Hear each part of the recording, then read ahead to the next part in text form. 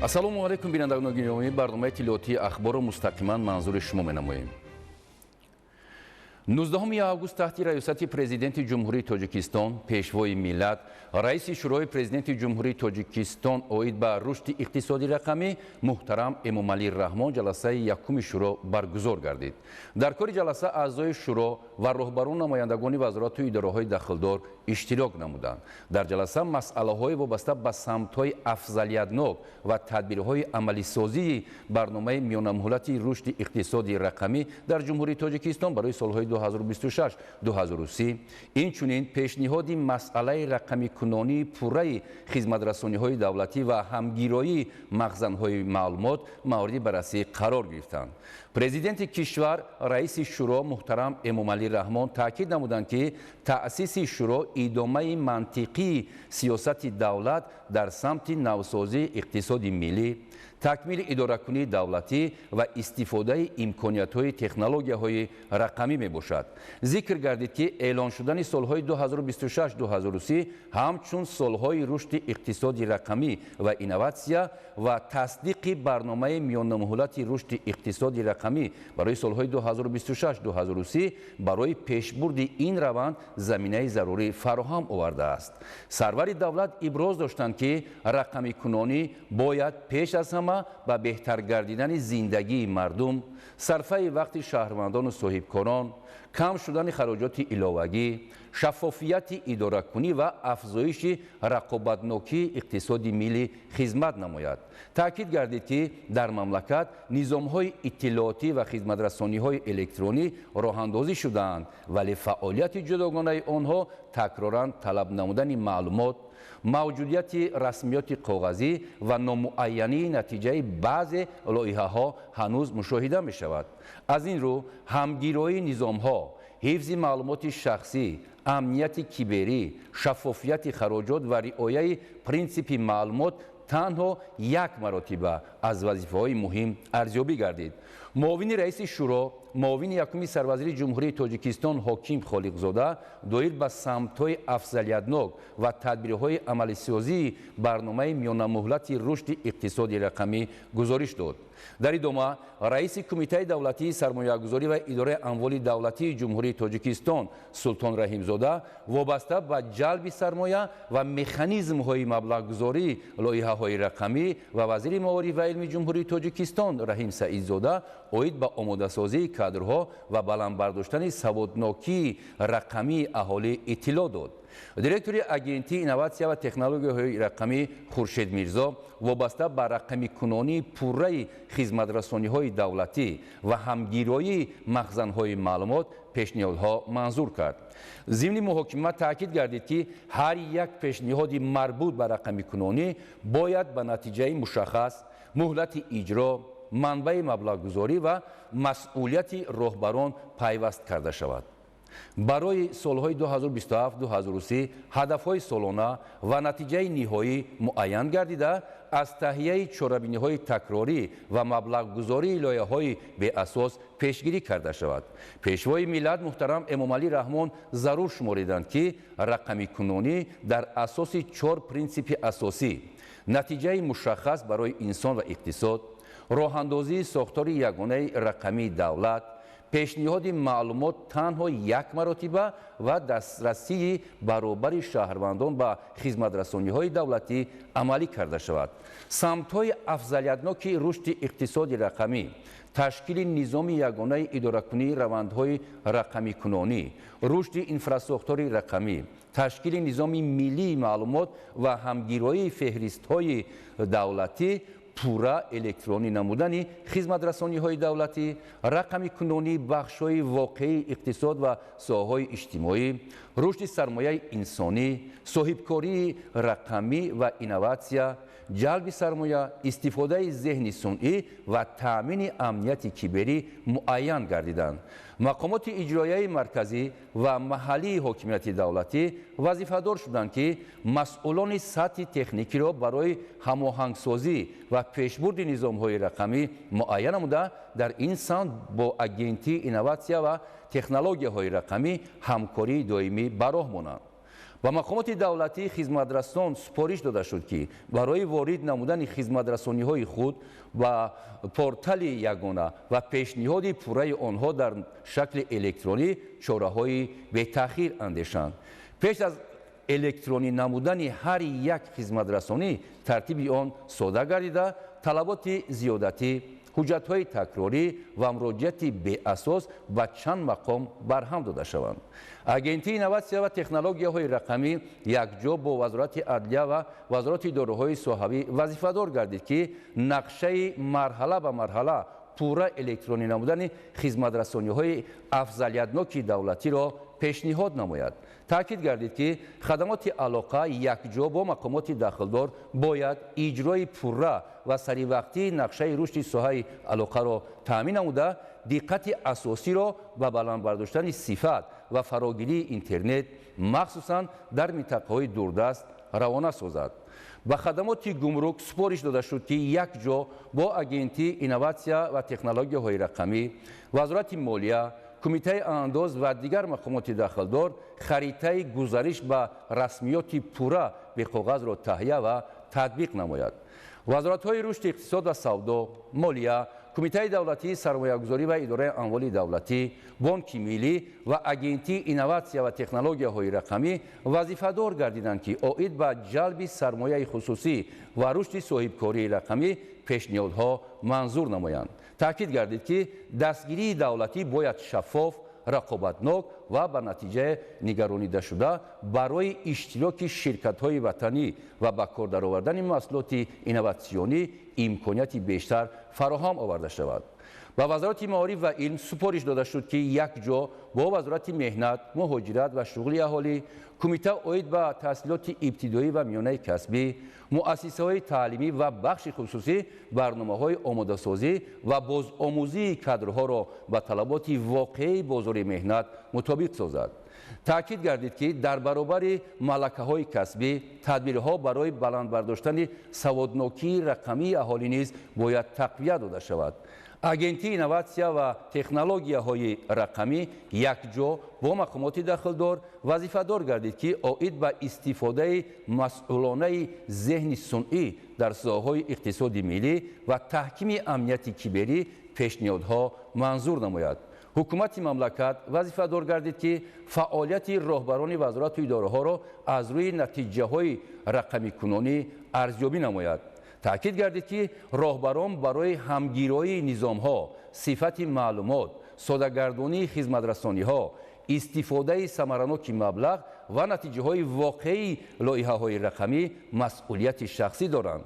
президенти ҷумҳурии Тоҷикистон, раиси шуро муҳтарам Эмомалӣ Раҳмон ҷаласаро ҷамъбаст намуда таъкид доштанд ки шуро бояд майдони қабули қарорҳои стратегӣ, бартараф намудани монеаҳои байниидоравӣ ва назорати қатъии натиҷаҳо гардад. бинандагони гиромӣ, барномаи ахборро идома медиҳем. дар ноҳияи Ёвон корҳои ободониву созандагӣ бо суръати тоза идома дошта, татбиқи иқдомҳои муҳими инфраструктурӣ ва беҳтар гардидани шароити зиндагии сокинон ва рушди устувори ноҳия мусоидат менамояд. сокинон ва соҳибкорони маҳаллӣ дар ободонии диёр саҳми арзанда гузошта, ҷиҳати расидан ба ҳадафҳои созандагӣ даст ба коранд. гузориши ҳамкорони мо дар ин хусус. дар ноҳияи Ёвон корҳои ободониву созандагӣ дар ҳама самту соҳаҳои хоҷагии халқ бо иштироки фаъоли сокинон ва соҳибкорони маҳаллӣ вусъати тоза гирифта, иқдомҳои созандаи мақомоти маҳаллӣ дар доираи сиёсати созандаи ҳукумати ҷумҳурии Тоҷикистон пайваста амалӣ шуда истоданд. ҳадафи асосии ин тадбирҳо ободонии маҳалли зист, рушди инфраструктур ва фароҳам овардани шароити арзандаи кору зиндагӣ барои сокинон мебошад. яке аз самтҳои муҳими корҳои созандагӣ дар ноҳия ба рушди инфраструктури роҳу нақлиёт ва беҳтар намудани ҳолати роҳҳои мошингард равона гардидааст. айни замон дар 4 қитъаи ҳудуди ноҳия корҳои азнавсозӣ, таъмир ва мумфаршкунии роҳҳо ба таври мунтазам идома дорад. аз ҷумла дар ҳудуди шаҳраки Ёвон бо саҳми сокинон ва соҳибкорони маҳаллӣ корҳои мунфарҷкунии роҳҳои мошингард ҷараён дошта, барои иҷрои босифати онҳо аз асфалти хушсифат, техникаву таҷҳизоти муосири соҳа ва нерӯи мутахассисони соҳибтаҷриба истифода бурда мешавад. раванди корҳо таҳти назорати масъулин қарор дошта талош мешавад ки роҳҳои навсозишуда ба талаботи муосир ҷавобгӯ бошад. Оиди 35-солагии истиқлолияти давлатии ҷумҳурии Тоҷикистон 498 иншоот дар нақша буд ва мо 649 иншоотро сохта ба истифода додем ва инчунин дар дигар иншоотҳо айни замон корҳои сохтмонӣ бо маром идома дорад. ҳадаф аз ин корҳо беҳтар намудани сатҳи зиндагии ноҳия мебошад.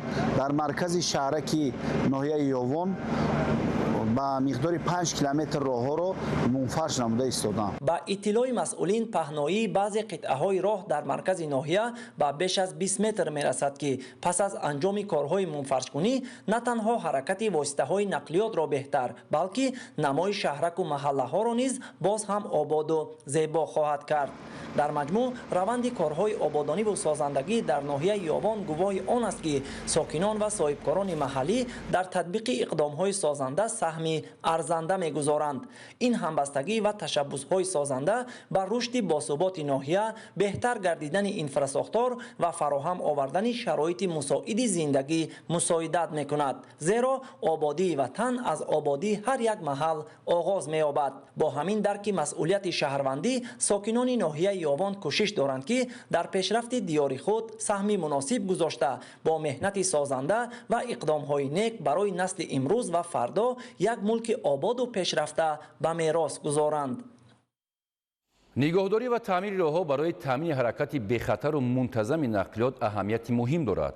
дар ноҳияи айнӣ ҷиҳати беҳтар намудани ҳолати роҳҳо ва таъмини бемамонияти ҳаракати нақлиёт тадбирҳои мушаххас амалӣ гардида кор дар ин самт идома дорад. роҳи автомобилгарди айни кӯҳистони Мастчоҳ аз ҷумлаи ҷодаҳоест ки зери таваҷҷӯҳ қарор дошта, дар ин ҷо айни ҳол ҳолати роҳ беҳтар ва омодагӣ ба фасли сармо дар сатҳи хуб қарор дорад. гузориши ҳамкорони мо. роҳҳои автомобилгард яке аз омилҳои муҳими рушди иқтисодиву иҷтимоӣ ва таъмини робитаҳои мунтазами байни маҳаллҳои аҳолинишин ба ҳисоб меравад. аз ин рӯ нигоҳдорӣ ва дар ҳолати хуб қарор доштани онҳо аз самтҳои муҳими фаъолияти сохторҳои масъул мебошад. дар ноҳияи айнӣ низ ҷиҳати нигоҳдорӣ, ободонӣ ва таъмири роҳҳои автомобилгард корҳои мунтазам ба роҳ монда шуданд. муассисаи давлатии нигоҳдории роҳҳои автомобилгарди ноҳияи айнӣ дар тавозуни худ дар маҷмӯъ 268 километр роҳ дорад.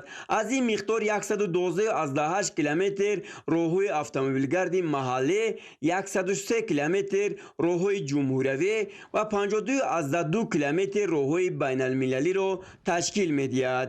айни замон яке аз самтҳои асосии фаъолияти кормандони муассиса роҳи автомобилгарди айни кӯҳистони Мастчоҳ мебошад. дар қитъаҳои роҳи мазкур аз километри 8 то 25 бо истифода аз техникаҳои махсус корҳои тахту ҳамворкунӣ, бартараф намудани ноҳамвориҳо ва беҳтарсозии ҳолати роҳ идома дорад. роҳи айни кӯҳистони Мастчоҳ аз роҳҳои муҳими минтақа ба ҳисоб рафта ҳамарӯза воситаҳои гуногуни нақлиёт аз ҷумла мошинҳои боркаши гаронвазн аз он истифода мебаранд. ҳаракати мунтазами чунин воситаҳои нақлиёт боиси фарсудашавии бо суръати баъзе аз қитъаҳои роҳ гардида зарурати гузарондани корҳои нигоҳдориву таъмириро ба миён меорад. кормандони муассиса бо истифода аз техникаҳои роҳсозӣ, қитъаҳои дорои пастиву баландӣ ва ноҳамвориҳои зиёдеро тахту ҳамвор намуда барои беҳтар гардидани шароити ҳаракати воситаҳои нақлиёт тадбирҳои зарурӣ меандешанд. зеро роҳи хуб кафили ҳаракати бехатар, рушди ҳамлу нақл ва пайванди устувори байни маҳалҳо мебошад. дар деҳоти чилгазии шаҳри Исфара сокинон бо истифода аз маҳсулоти кишоварзӣ ба даст омада барои рӯзҳои зимистон захираи кофӣ омода месозанд. маҳсулоти гуногуни консервагӣ, хӯришҳо, меваю сабзавоти хушк ва дигар неъматҳои заминӣ назди ҳавлигӣ маҳсули заҳмати dastoни соҳибзанонанд. барои таъмини хонаводаҳо дар фасли сармо нақши муҳим доранд. гузориши ҳамкорони мо. فصل تابستان برای بانوان دهات نه تنها ایام جمع‌آوری حاصل بلکه موسم آمادگی به زمستان به حساب می‌رود. در جماعت دهات چیلگزی شهر اسفر نیز زنان خاندان با استفاده از محصولات زمین‌های نزد حولگی به ذخیره مواد غذایی مشغولند. در هر یک خاندان امروز تلاش بر آن روانه شده است که نعمت‌های به دست آمده تلف نیافته برای فصل سرما ذخیره کرده شوند. از جمله بانوان از میوه و سبزیجات تر و تازه نمودهای گوناگون محصولات کنسروگی آماده نموده اینچنین برای زمستان خورش‌های گوناگون ذخیره می‌کنند. پامیدور و بادرینگ، قلنفر، سبزی، کرم و دیگر محصولات کشاورزی که در زمین‌های نزد حولگی پرورش شدند به محصولات گوناگون زمستانه تبدیل می‌یابند. این کار نه تنها برای تامین عائله با محصولات با صفت و از جهت اکولوژی تازه مساعدت می‌کند، بلکه یک راه درست استفاده ثمرناک حاصل زمینی نزد حولگی نیز میباشد. ما همه ساله در عائله خود همراه خواهرانم و مادرانمان خورش ها برای زمستان آماده می سازیم که محصولات های آنها را از زمین نزد حولگی خود گرفته ایم. از قبیل پامیدور، بادرینگ، کرم و غیره ها می باشند. اینچنین ما کنسرو ها برای زمستان، ایکره، شکراب و غیره ها را آماده کرده ایستادیم و از جمله ما شربت شفتالو را نیز آماده ساختیم. مقصد از ذخیره کنسرو ها این نه تنها برای استعمال در فصل زمستان می باشد بلکه این عنعنه تاجیکانی ما می باشد که ما این را همه ساله ادامه می دهیم. بانوان چیلگزی با استفاده از تجربه سالها اندوخته محصولات کنسروگی و خورش‌های با ذوق و مهارت خاص آماده می‌سازند. باید گفت که ضمن آماده نمودن کنسروها قاعده‌های سانیتری و بهداشتی قطعی رعایت گردیده زنان و دختران جوان از روی توصیه نفران صاحب تجربه عمل می‌نمایند. هر یک مواد ذخیره شده گویا ثمره مهنت چند ماهه اهل عائله و نشانه تدبیرجویی و صرفه‌کاری صاحب خانه زنان است. ذخیره محصولات کشاورزی در فصل تابستان امکان می‌دهد که در روزهای سرد زمستان دسترخوان خانواده‌ها با محصولات گوناگون خود آراسته باشد. از این رو اقدام بانوان چیلگزی نمونه خوب استفاده عاقلانه امکانیت‌های زمین‌های نزد حولگی و آمادگی پیشکی به فصل زمستان میباشد. با چنین مناسبت دوراندیشانه حاصل مهنت به نعمت زمستان تبدیل یافته فراوانی و برکت دسترخوان هر یک خاندان دهات تأمین می‌گردد. صابر ایوبی، صاحبان قربان، شهر اسفر، اخبار. ناحیه ونج ولایت مختار کوهستان بدخشان از جهت اقلیم و موقع جغرافی برای رشد ساحه کشاورزی موفق میباشد. در این ناحیه ساکنان به زمینداری و پلیسکاری مشغول بوده، حالا بسیاری از خواجگیداران به کشت تکراری شروع نمودند. گزارش در این خصوص. برای دهقان زمین میدان مهنت منبع روزی و در برابر این امتحان صبر و مسئولیت است. در شرایط کوهستان که هر وجب زمینی کورم ارزش خاص دارد، استفاده عاقلانه آن میتواند به دست آوردن حاصل خوب را امکان پذیر سازد. ساکن ناحیه ونج زیارتشاه ارکایف یکی از کشاورزان است که این را با مهنت هر روزه خود ثابت مینماید. او در قطعه نزد حولگی خود پرورش نمودهای گوناگون سبزیجات را به راه مانده از یک میدان نسبتا خرد محصولات گوناگون به دست می‌آورد. در این قطعه زمین پامیدور، قلنفر بلغاری، بادرینگ، کارتوشکا، سبزی کرم و نمودهای گوناگون کبودی پرورش کرده می شود. پس از جمع‌آوری قسم اساسی حاصل اول، دهقان با مقصد ثمرناک استفاده بردن زمین کشت تکراری را به راه مانده است. این زمان از حاصل اول جمع‌آور شده دوباره بادرینگ، کبودی، کرم، سبزی و دیگر زراعت‌های موسمی کشت گردیده انتظار می رود که تا آخر موسم از این قطعه زمین حاصل دوم نیز به دست آورده شود. به گفته زیارتشاه استفاده کشت تکراری در زمین امکان می دهد که زمین در دوام یک موسم چندین مرتبه ثمرناک استفاده شده حجم استحصال محصولات کشاورزی بیشتر گردد. به این وسیله از یک طرف زمین به استفاده نمی ماند و از جانب دیگر بازار محلی با محصولات تر و تازه بیشتر تامین کرده شود. مهنت کنی زمین عاقلانه استفاده برای خداوند امیتیت هم زندگیت خوب میشود، با یگان کس محتاج نمیگردی. من پگاهی میخیزم، اول میام زمین سلام میکنم، از او رحمت مرا هم دستگیری میکنن، هم عائله بهترین بدم، هم دهقان بهترین. زمین ما بسیار عاقلانه استفاده میکنم. ҳазор раҳмат ба ҷаноби олӣ ки ҳамин зина баймора. самараи ин заҳмат имрӯз дар бозори марказии ноҳияи ванҷ низ ба назар мерасад. ба гуфтаи кишоварз, маҳсулоти парваришнамудаи ӯ ба бозори марказии ноҳия баровардашуда талабот ба сабзавоти тару тоза рӯз то рӯз бештар мегардад. ин деҳон ният дорад ки фаъолияти худро мин баъд низ густариш дода, бо васеъ намудани майдони кишт ва истифодаи усулҳои самараноки зироаткорӣ дар таъмини бозори ноҳияи ванҷ бо маҳсулоти тару тозаи маҳаллӣ саҳми бештар гузорад. маҳсулоти кишоварзии тоҷикистон ба кишварҳои хориҷӣ роҳ меёбанд. яке аз намунаҳои ин раванд содироти ангури ватанӣ ба вилояти Пензаи Федератсияи Русия мебошад. ҳамкорони мо мавзӯъро идома медиҳанд. Иброҳим Назруллозода ва Хуршеди Саидаҳмад аз Федератсияи Русия гузориш медиҳанд. дар заминаи рушди муносибатҳои иқтисодиву тиҷоратӣ ва тавсеяи бозорҳои содиротӣ, ҷумҳурии Тоҷикистон ҳаҷми содироти маҳсулоти кишоварзиро ба кишварҳои гуногуни ҷаҳон пайваста афзоиш медиҳад. дар ин раванд маҳсулоти кишоварзии ватанӣ ки бо сифати баланд ва таъми хоси худ маъруфанд, ба бозорҳои хориҷӣ роҳ меёбанд. яке аз самтҳои муҳими содирот Федератсияи Русия ба шумор меравад. дар ҳамин замина аз боғоти Тоҷикистон ба вилояти Пензаи ин кишвар ангури ватанӣ содирот гардид. ангури Тоҷикистон аз ҷумлаи маҳсулоти серталаби кишоварзӣ буда, иқлими мусоид ва таҷрибаи чандинсолаи боғдорӣ барои парвариши навъҳои гуногуни он заминаи муносиб фароҳам овардааст. содироти чунин маҳсулот на танҳо барои муаррифии имкониятҳои кишоварзии кишвар дар бозори байналмилалӣ муҳим аст, балки барои тақвияти ҳамкориҳои иқтисодӣ байни Тоҷикистон ва минтақаҳои Федератсияи Русия низ замина мегузорад. имрӯз аз Тоҷикистон ба шаҳри Пензаи Федератсияи Русия ангури хушсифат содирот шуда истодааст. ин иқдом барои муаррифии маҳсулоти кишоварзии Тоҷикистон ва тақвими робитаҳои иқтисодиву дӯстӣ миёни ду кишвар аҳамияти муҳим дорад. ангури тоҷикӣ бо таъми хос ва сифати баландаш дар бозори Пенза таваҷҷӯҳи харидоронро ба худ ҷалб кардааст. мо ҳамчун ҷамъияти тоҷикон дар шаҳри Пенза аз чунин ташаббусҳо пуштубонӣ намуда барои муаррифии маҳсулоти Тоҷикистон саҳми худро мегузорем. умед дорем ки содироти ангур ва дигар маҳсулотҳои кишоварзии Тоҷикистон ба бозорҳои Русия дар оянда ба ҳам бештар ба роҳ монда шавад. таваҷҷӯҳ ба рушди боғдорӣ, афзоиши истеҳсоли маҳсулоти рақобатпазир ва ба роҳ мондани содироти он ба бозорҳои хориҷӣ аз самтҳои муҳими рушди соҳаи кишоварзӣ ба ҳисоб меравад. содироти ангур ба вилояти Пенза бозгӯи имкониятҳои кишоварзони тоҷик дар истеҳсол ва пешниҳоди маҳсулоти босифат буда, ҳамзамон барои густариши ҷуғрофияи содирот ва таҳкими мавқеи маҳсулоти кишоварзии Тоҷикистон дар бозорҳои хориҷӣ мусоидат мекунад.